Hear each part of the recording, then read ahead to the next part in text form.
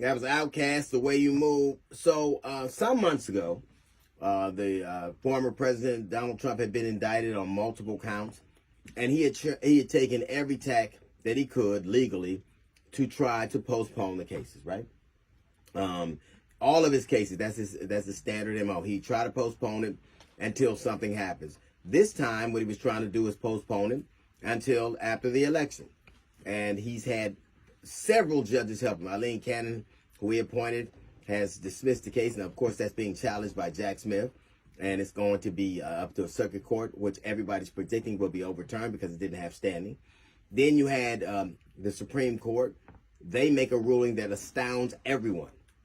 They basically say that if you're a sitting president, almost anything you do while you're doing that is under your purview.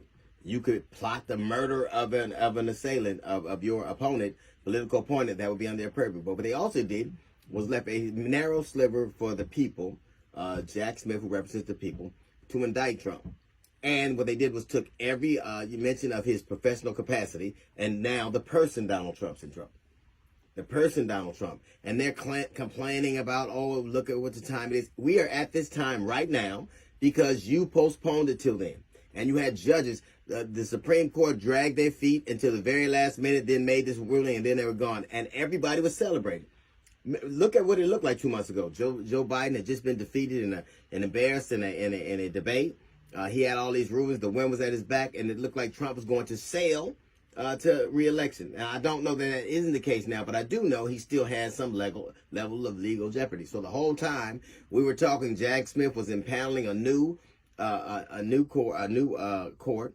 He was impaneling a new jury. He was giving them evidence. He stripped all of the mentions of any professional interaction that Donald Trump would have, and he's indicting him. And I think for the good of the people, that should supersede any inter-office memorandum about the Justice Department not interfering in an election. The right of the people should supersede any memorandum from the Justice Department about not involving yourself in an election. The election, the most pivotal part of this election is whether this man has broken the law and whether the American people deserve to know that or not. If you're talking about Kamala Harris not letting you know what her policies are, certainly you're of the mind that we should know whether this man committed further felony. And we are in this place right now because he played this game of footsie, and the Supreme Court played with him, a federal judge played with him, and now we're here. It's like when remember your mother told you, I'm gonna whoop your ass when you get home. You go home and you clean the whole house up, you do your homework.